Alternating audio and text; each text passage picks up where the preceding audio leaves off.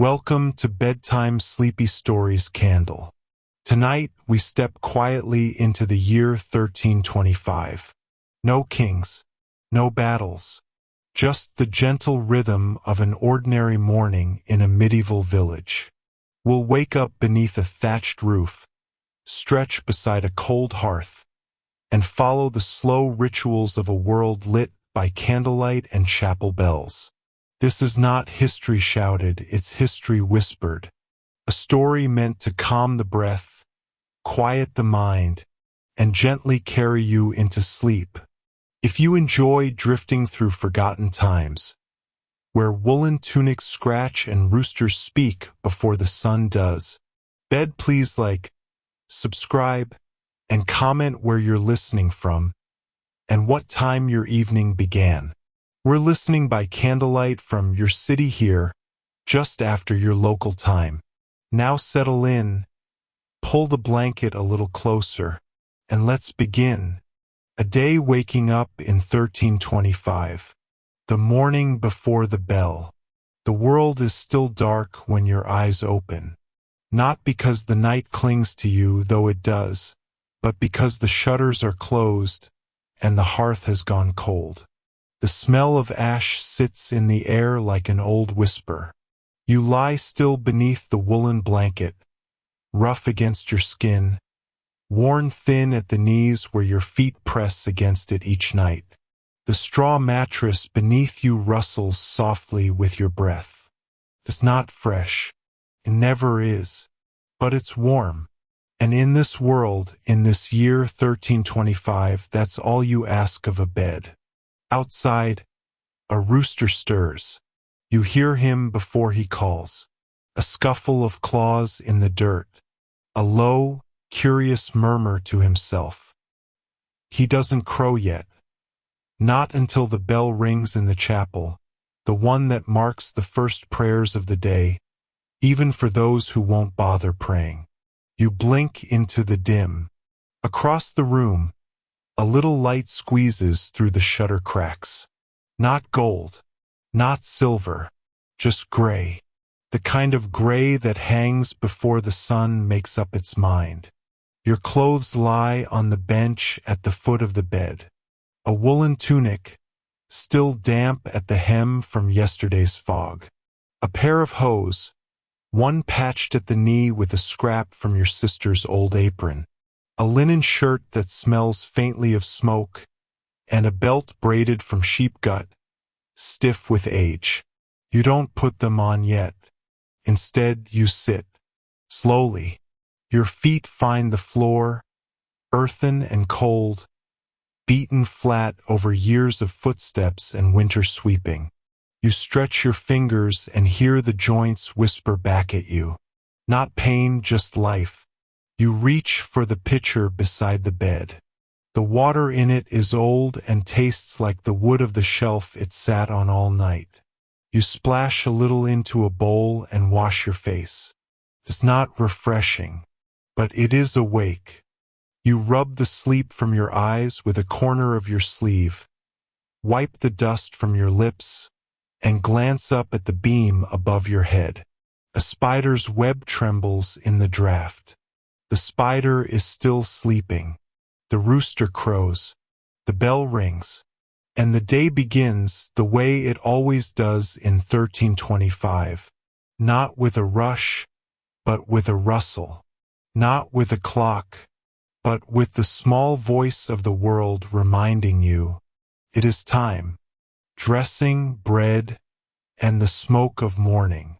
The tunic goes on first. It's heavier than you'd like, still damp around the collar where last night's sweat never quite dried. You pull it over your head, and it smells faintly of sheep, wool left too close to the hearth, singed just enough to hold memory. Your arms slide through the sleeves as the linen shirt underneath clings, soft from wear but scratchy at the cuffs. The hose come next, tugged on one leg at a time, fastened to your waist with bits of cord.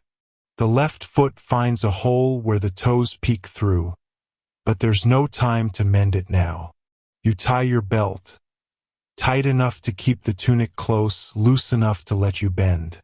There's work to do, and your body knows it before your thoughts do. You pause at the door. The wooden latch creaks, always louder in the morning. A chill rushes in, earthy, damp, edged with wood smoke.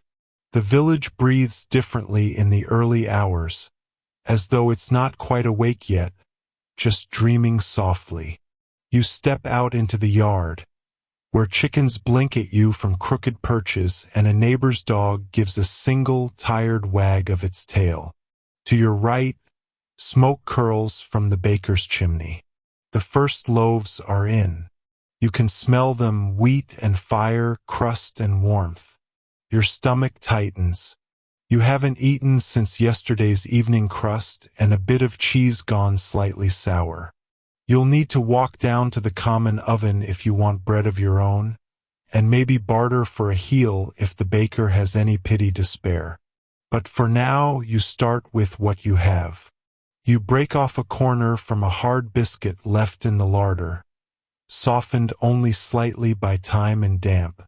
You chew it slowly, eyes on the rising sun, watching light spill over the thatched roofs, turning dew into smoke. Somewhere in the next cottage, a baby cries. Somewhere beyond the tree-line, a cow bellows.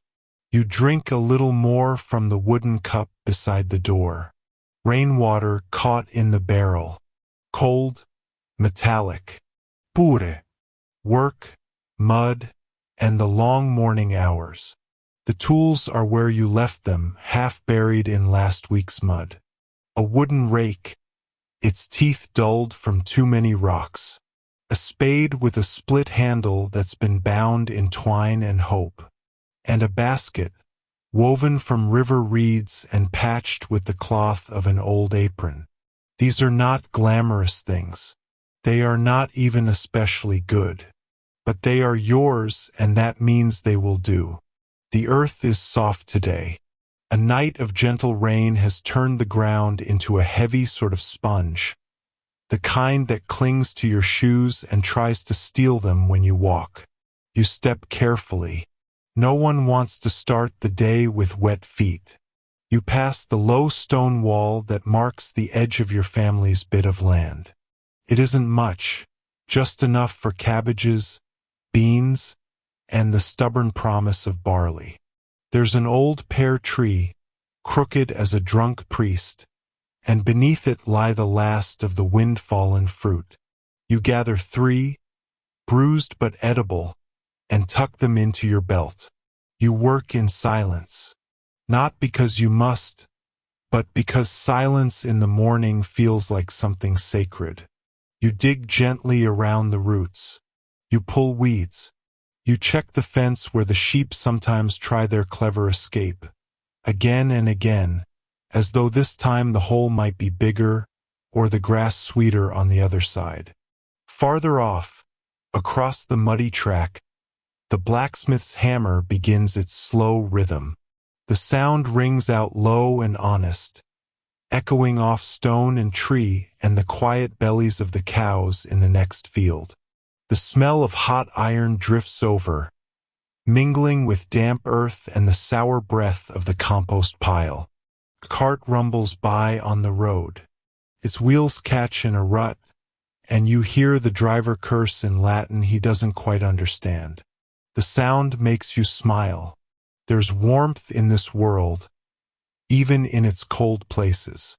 And for a moment, just a moment, you feel ready. Not because you've rested, not because you're clean, but because the day has come and you are here to meet it. With wool at your back, bread in your teeth, and the soft breath of 1325 rising all around you. You wipe your hands on your tunic, leaving streaks that will stay until next week. You stand, stretch your back until it cracks, and tilt your head toward the gray sky.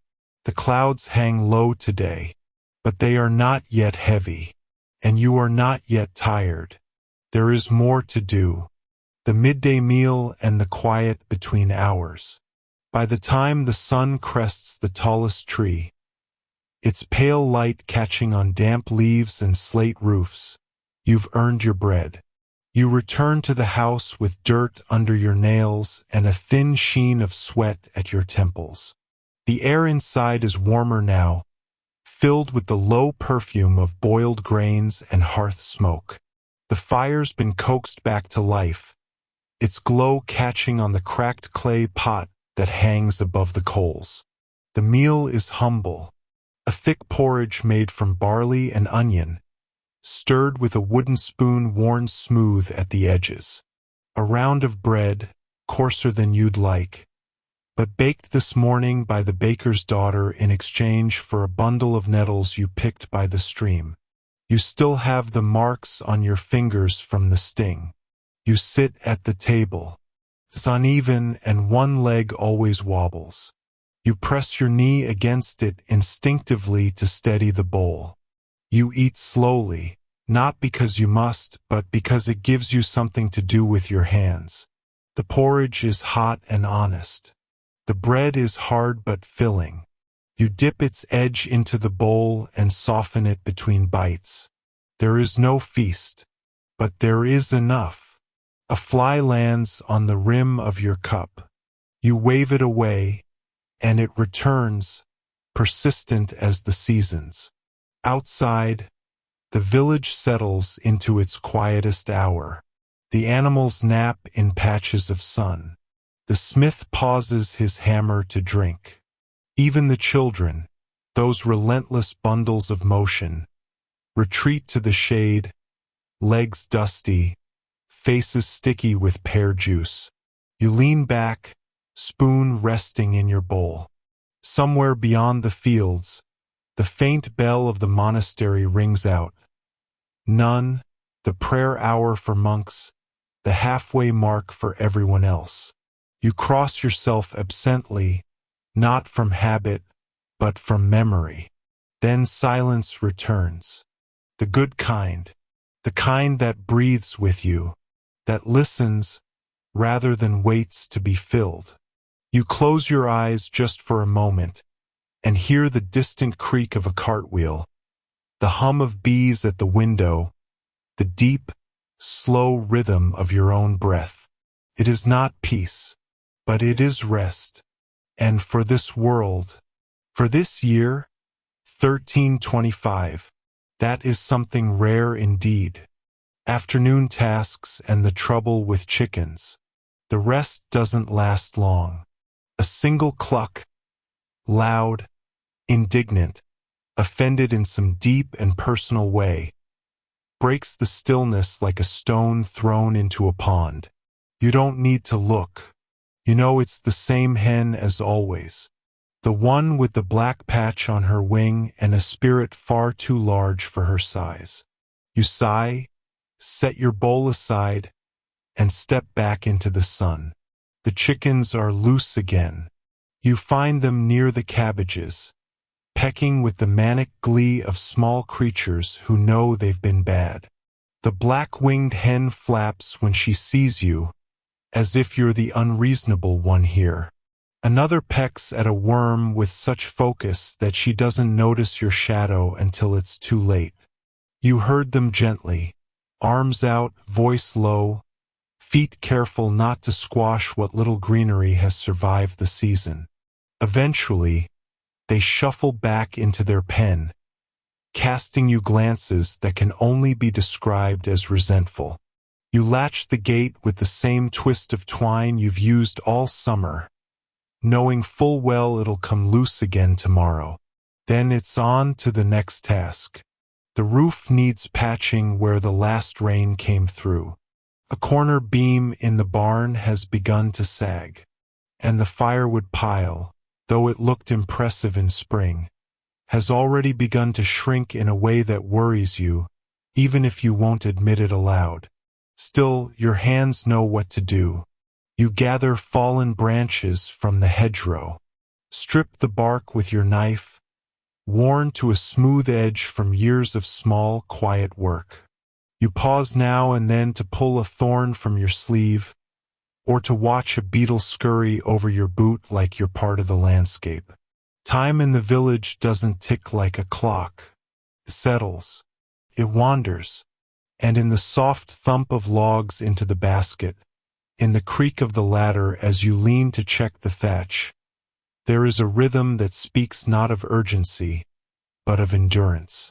You do what needs doing, and when it's done, you rest. But not before. The church bell and the soft return of evening. The bell calls before the sky changes. A deep, steady toll from the chapel tower. Not hurried, not urgent, just there. Like breath, like tide. It ripples through the air and over the rooftops, across the fields where sheep blink toward the sound without much concern. You stand a moment, basket of wood still balanced on your hip, and listen. Vespers, evening prayers. You are not a monk, but the rhythm of the church is the rhythm of the day. The bell does not command, it reminds that the sun is lowering, that hands may slow, that hearts might soften if only for a while. You carry the wood inside. The hearth is nothing grand. Just a stone hollow with smoke-darkened brick and an iron hook where pots hang low and slow. You add 2 logs to the coals. Watch them catch. Not immediately, but with a patience born from knowing that most things in this world take their time. The light through the shutters shifts. Yellow at first, then that rare, almost holy blue that arrives just before dusk. It slides over the floor, past the dry rushes scattered beneath the table, up the wall where a simple wooden cross hangs, a little crooked from the last windstorm. You step outside again. No reason, just to see. The sky is brushed with color now, rose and ash and the faintest edge of gold. A soft wind carries the scent of sheep, bread crust, and the baker's chimney, now fading. A woman laughs 2 houses over. Children's footsteps scatter over dirt and stone, chasing nothing in particular. You feel it then. Not pride, not joy exactly, but something deeper.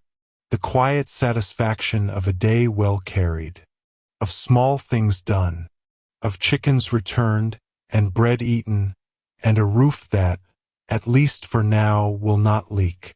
You don't need more than that. And the bell rings once more, just once. A final breath before night. You close the door gently behind you, and the house sighs into stillness. Candlelight, embers, and the last spoonfuls of supper. The house glows now, not with brightness, but with warmth. The fire is low, but steady.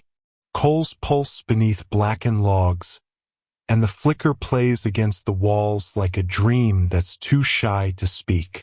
You light the tallow candle with a splinter pulled from the hearth. The flame is small, stuttering at first, then steady. Its scent faintly sour, like old fat and smoke. You don't mind. It means the dark won't be so thick. The evening meal is what's left from midday. A little barley mash, scraped from the pot and rewarmed with a splash of yesterday's broth. You eat slowly, spoon to bowl, elbow on table. The edge of the wooden spoon has been whittled smooth by your own thumb over time, until it feels like part of your hand. There's no talking, no noise, just the soft pop of wood, the whisper of your own breath, and the wind pressing gently at the shutters like someone politely asking to come in. Outside, the village has begun to sleep. You can hear it in the hush, in the long pauses between sounds, in the way even the dogs no longer bother to bark. You set your bowl aside and wipe it clean with a crust of bread. There won't be more tonight, and that's fine. You sit a moment longer. You watch the candle. The way its light moves across the beam above your head. revealing old spiderwebs and motes of dust that drift like stars. You wonder, briefly, if the monks outside the village are chanting their prayers now. You imagine their voices, low, in Latin, echoing off stone. You don't know the words, but you know the silence that follows them. And somehow that's enough. Your eyes begin to sting, not with tears, but with tiredness. The kind that comes not from sadness, but from honest work. And a day well spent. You blow out the candle. The smoke curls up in a soft spiral, then disappears. The embers whisper their last. The walls seem to lean in gently, and the world in 1325 closes its eyes. Nightfall, straw blankets, and the weight of sleep. The blanket is scratchy and smells of old wool, earth, and just a hint of smoke. But it's warm. Warmer than you expected, warmer than it was last night. You slip beneath it with a soft grunt, knees curled, hands tucked to your chest, the way you always do when the world darkens and you let it carry you. Outside, the wind has picked up. Not a storm, just a reminder. It hums through the eaves like a tired minstrel, tuneless, wandering. The shutters rattle gently, but hold. Somewhere nearby, a pig snorts in its sleep, and a distant owl calls once. Low, haunting, final. The sounds of night are not frightening here. They are part of the lullaby. Familiar, honest. Your body aches, but it's the good kind. The ache of use, of something earned. The straw mattress crackles softly as you shift, finding the least lumpy spot. Beneath you, the ground is hard, but you know every hollow and hump like old friends. You adjust the blanket once more, pulling it to your chin. The edges are frayed, and one corner is damp from yesterday's rain, but it holds heat like a promise. Your breath slows, eyes heavy, lids blinking slower and slower until even the shadows blur. There are no candles now. No light but the faint silver spill of the moon somewhere beyond the shutters. It glimmers through the cracks like a secret, quiet and cool. You stare toward it without really seeing, letting it fade into thought. You think of the chickens, of the porridge, of the old beam above your bed that leans just slightly left, of the soft hush of the fire as it falls asleep before you. And then, nothing. No fear. No war. No worry. Just the breath of 1325. Settling down beside you, pulling the blanket tighter, and humming you into sleep. Because in 1325, the sun tells you what the hour is. And it's not setting just yet. Dreams, memory, and the midnight quiet. Sometime in the dark, long after the fire has gone to ash, you wake. Not fully, not sharply, but like a leaf turning in sleep. The silence is complete. Even the wind has settled. The world has tucked itself in. You lie still, not afraid, but aware. The kind of awareness that comes in the middle of the night when your heart beats louder than it should, and your ears catch every creak in the wood. You hear your own breath, slow, warm against the inside of the blanket. You're not cold, not quite, but the tips of your fingers curl into your palms just in case. And then, the dreams come again, not in color, not in story, but in feeling. You dream of your mother's hands, rough with work, but soft where it counted.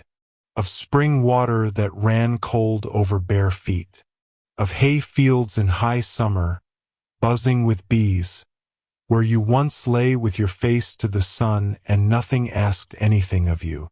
You dream of bells ringing in far-off towers, not calling you to work, but calling you home, of bread warm from the oven, of laughter in candlelight, of a tunic that didn't itch. The images blur, fold, unfold again. Sometimes there's a face, someone who's gone. Sometimes it's just the feeling of being very, very small in a world that is very, very big. But always the dreams feel kind. They carry no battles, no running, no fear. Only the weight of memory laid gently across your chest, like the hand of someone who loves you in a time when love is rarely spoken aloud. A rooster stirs, somewhere far off.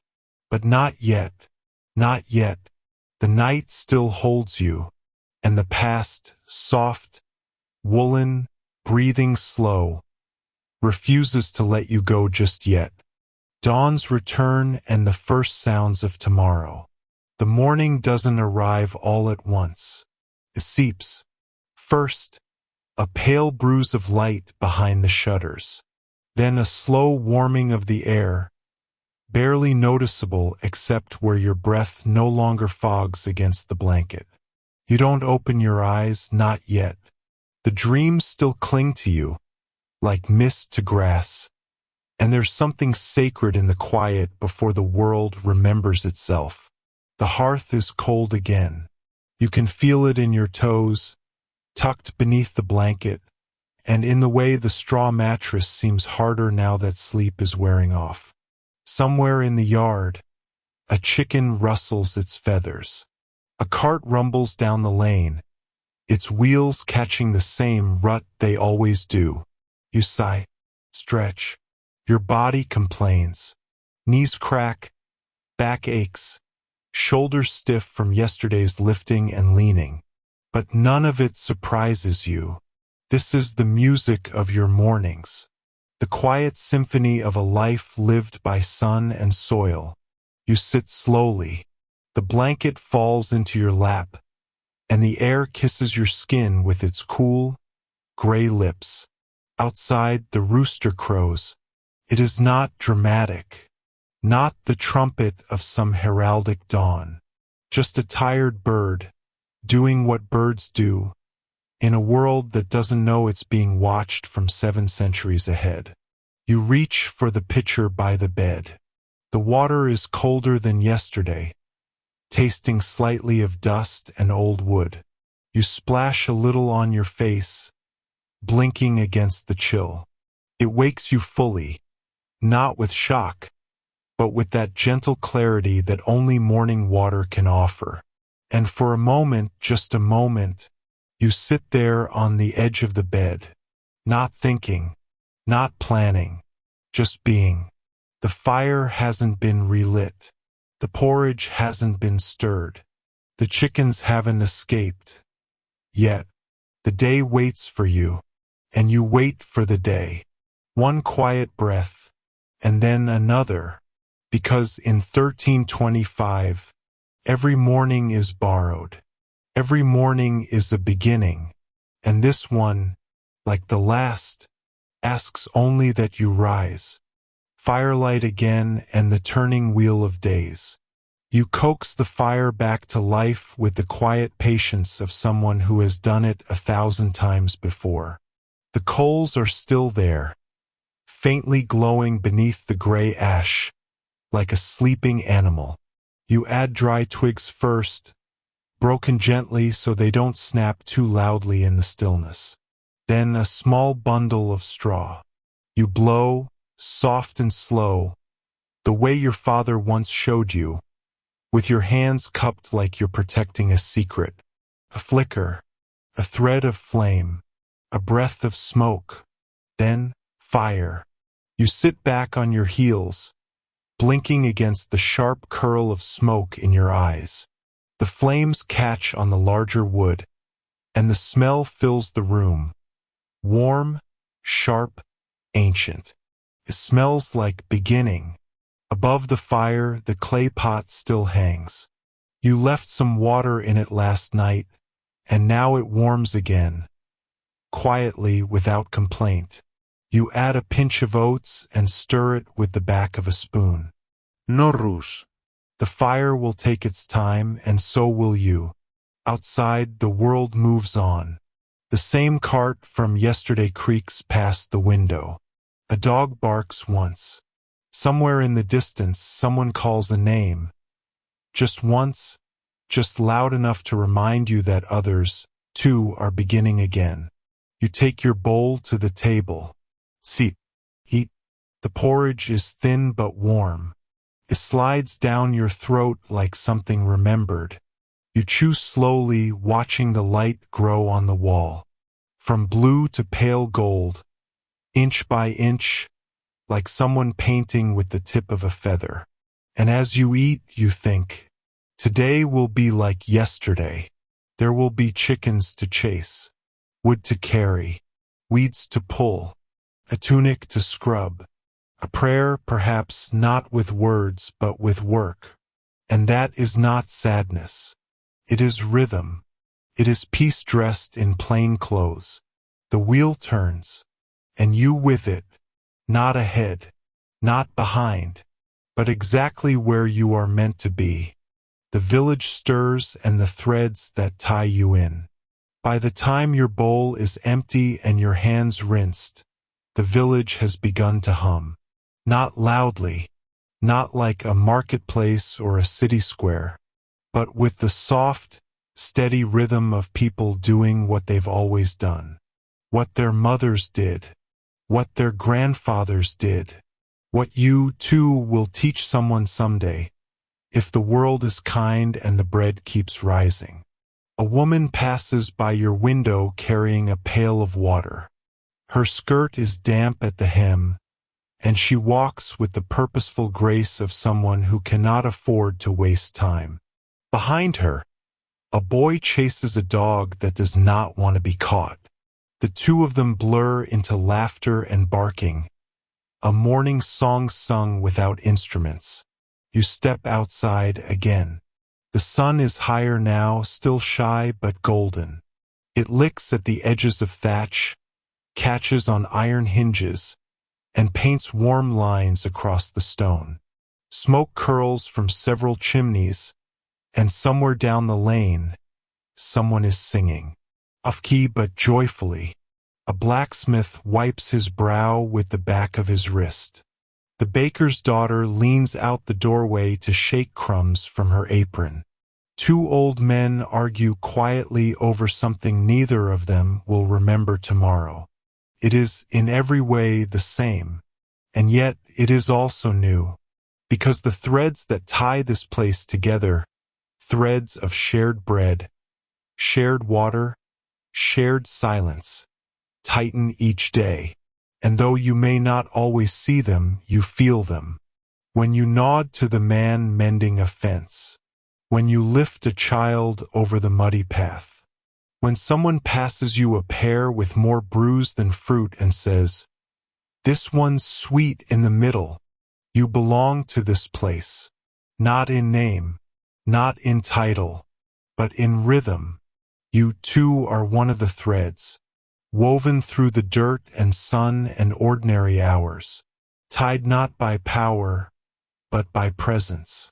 And that, perhaps, is the strongest knot of all. Of small miracles, broken buckets, and laughter in the dust. There are miracles in 1325, not the grand kind, not partings of seas or saints glowing in the rafters. No flaming swords, no angels leaning in to whisper secrets. Just small things, honest things, the kind that come with calloused hands and laughter that catches in the chest. Today's miracle arrives in the form of a broken bucket. You hear the crash before you see it, a hollow thunk, then a string of curses in a tone too light to be truly angry. When you round the corner near the well, there she is, the old widow Greta, standing over the remains of her favorite bucket, one sandal on and one missing entirely. She looks up at you, eyes squinting from sun and age. "Well," she says, brushing her hands on her skirt, "that one's gone to heaven now. You help her gather the pieces. The handle's still good. The iron bands might be salvaged. The bottom has split clean through, revealing a patch of moss that had quietly claimed it months ago. She chuckles not at the bucket, but at herself. 30 years I've had that thing, she says, shaking her head. Carried water, apples, once even a cat. He didn't like it. I told him it was that or the stew pot. You laugh, not loudly but real. And in that moment, kneeling in the dust, fingers covered in with dust and damp from spilled well water, the world feels impossibly tender. Because here, a broken thing is not an ending. It is a story, a reason to talk, a reason to smile. You help her walk back home. She insists she could have done it herself, but lets you carry her pail handle anyway. The air is warm now. The sun rests gently on your back. Someone is playing a reed pipe near the mill badly, but with enthusiasm. And in that walk, in those footsteps pressed into the earth, in the shared silence and occasional snort of laughter, you realize it is not always the harvests or the saints or the kings who hold a village together. Sometimes it's just people. Bucket, the golden hour, and the way a day begins to bow. It happens slowly, like a curtain falling in reverse. The light shifts, stretching longer shadows beneath the hedgerows and deepening the creases in every stone wall. The day doesn't end, it bows. As if the sun itself knows it's time to step back, to yield the stage to the evening. You sit for a while on the low wall near the sheep path. The stones are warm beneath you, and the lichen glows pale green in the sun's fading touch. One of the sheep ambles past, its wool thick with burrs and smelling of every corner it's ever wandered into. The village is quieter now. Not silent, but softer. The hammer at the forge has gone still. The baker's fire is low. The chatter at the well has dwindled to murmurs, and the children have stopped chasing chickens and started chasing their own yawns. Even the wind seems gentler, no longer tugging, just brushing past as if to say, "That's enough for today." You watch your own shadow lengthen across the path, joining others. The old man who lives 2 cottages down nods to you as he passes. He doesn't speak, but his glance says all it needs to. The day is done, and we have survived it. You nod back. The clouds overhead stretch like wool pulled too thin. They catch the last light in shades of rose and rust. Your hands rest on your knees, warm and still. For the first time since morning, your mind is quiet, not from exhaustion, but from a kind of completion. There is nothing left to chase, nothing left to fix. Everything that mattered today was tended to. The chickens are back in their pen. The bucket's been mended, in spirit if not in wood. The firewood's stacked. The neighbor laughed. The porridge was enough. And now, the golden hour slips quietly into the pocket of the past. You rise, slowly, and head back toward the cottage, footfalls soft in the dust. The air smells of cooling ash, fresh hay, and whatever peace smells like when it doesn't need a name. Last light, last thoughts, and the gentle end of the day. The door creaks open on a house that knows you. Inside, the fire has dulled to soft embers, casting a dim orange glow that touches the corners and doesn't try to reach much further. The walls lean inward as if they, too, are settling in for sleep. The wooden beam above your head groans slightly as the wind brushes the roof with a final sigh. You light the candle again, just for a moment. Not for sight. You know every creak and splinter of this room by heart, but for company. The flame dances softly, flickering against the wall, as if whispering, "You made it." One more day. You sit by the hearth and take off your boots. One has a new scuff across the toe from this morning's tangle with the woodpile. You brush the dust off gently, then fold your hose near the bench. Your tunic hangs by the door, heavy with the scent of earth, sweat, and sun. You wash your hands with a bit of water saved from the barrel. It's cold. Clears your thoughts. There's no feast before bed, just a crust of bread and the last of the broth. But it tastes deeper than anything fancy, rich with thyme, barley, and all the quiet labor of the day. You chew slowly, savoring it, not because you're hungry but because it's the kind of food that deserves to be noticed. You say no prayers aloud, but your body, slowing, breathing, resting, is a prayer. The candle is blown out. The smoke rises, then curls toward the rafters. The embers whisper softly, like friends trading secrets one last time before sleep. The bed waits, so do the dreams. You lie down. The blanket is the same, the straw beneath unchanged. But the weight of the day wraps around you like a lullaby. Not heavy, not burdensome, just real. Woven from footsteps, shared words, warm porridge, broken buckets, patched fences, and fading light. And as your eyes close, you feel it, that this life, plain and quiet, is not small. It is full. It is sacred in its slowness. It holds a kind of magic no spell ever needed to name. Outside, the stars blink softly over 1325, and the world once more goes still. Final poetic closing, a soft curtain on the past. And so, another day folds gently shut. No trumpet marked its start. No scribes wrote of its passing. It came with the breath of dawn and left with the sigh of starlight, unnoticed by kings or priests, but held in full by the one who lived it. You with your rough hands and quiet steps. You who mended nothing miraculous but everything that mattered.